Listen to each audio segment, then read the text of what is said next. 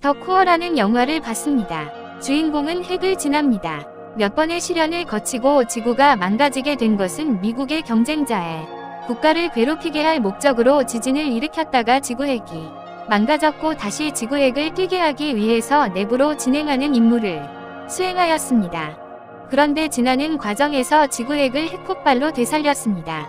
정말 멋집니다. 그런데 과연 지구핵이 영화처럼 되어 있을까요? 안녕하세요. 미지과학입니다. 최근 과학자들은 지구핵의 정보를 영화처럼 들어가지 못하니 외부에서 정보를 찾고 있다고 합니다. 지구의 핵의 압력은 330에서 360기가파스칼로 330만에서 360만 기압에 해당됩니다.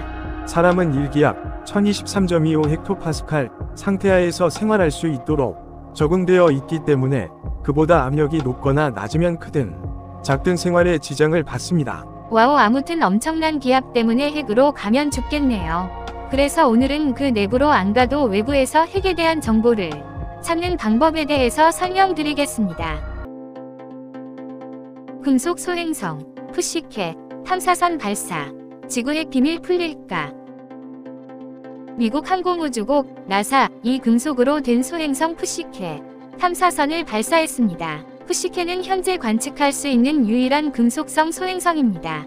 나사는 미국 플로리다 케네디 우주센터에서 스페이스 X의 최대 규모 로켓인 펠컨 헤비에 실린 푸시켓 탐사선을 발사했다고 밝혔다고 합니다. 소행성 푸시켓과 같은 이름이 붙은 탐사선 푸시켓은 6년간 소행성 푸시켓을 향해 항해하게 된다고 합니다. 푸시켓 탐사선은 발사한 시간이 넘었을 때 펠컨 헤비 상단에서 분리됐고 나사에 첫 신호를 전달한다고 합니다. 우주선은 2029년 8월 푸시켓 궤도에 도착해 26개월간 탐사를 진행하게 됩니다. 소행성 푸시켓은 가장 넓은 폭이 173마일, 약 278km인 작은 행성으로 대략 미국 매사추세츠 주 정도 크기입니다.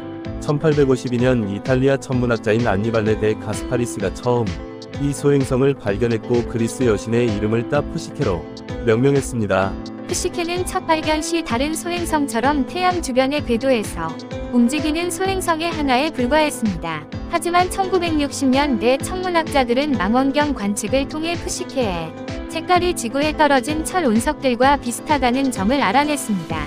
이후 푸시켓에서 지구로 돌아오는 레이더 반사 파동이 다른 소행성에서 오는 것보다 밝다는 점을 확인해 레이더를 반사하는 금속 파편이 있을 것으로 추정했습니다. 이후 과학자들은 푸시켓의 궤도가 암석으로 된 소행성보다 훨씬 밀도가 높다는 것을 암시하는 굴절이 일어난다는 점을 발견했습니다. 이는 푸시켓가 거의 순수한 금속과 가깝다는 사실을 보여줍니다.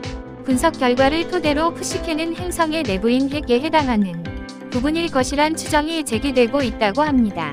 화성과 목성 사이의 소행성대에 위치한 이 소행성은 태양계가 형성되는 초기의 극심한 충돌로 바깥층은 떨어져 나가고 가운데 핵 부위만 남은 것일 가능성이 있다는 것입니다.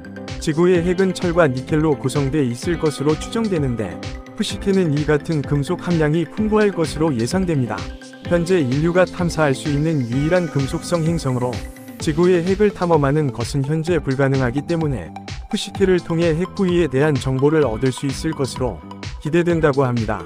푸시켓 탐사선은 다중 스펙트럼 영상 장비를 이용해 푸시켓의 표면을 관찰하고 탑재한 자력계를 통해 지구 중심부에서 작동하는 것과 비슷한 자기장 흔적을 찾을 예정입니다.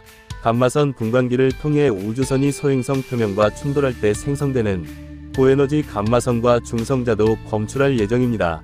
이 입자들은 푸시켓가 갖고 있는 금속 및 암석의 구성과 분포 정보를 담고 있다고 합니다. 와우, 아무튼 지구의 핵을 찾는 엄청난 프로젝트 꼭 성공했으면 좋겠습니다. 저는 다음에도 계속 우주 관련 이야기를 들려드리겠습니다. 끝까지 시청해 주셔서 감사합니다. 좋아요와 구독을 꼭 눌러주세요.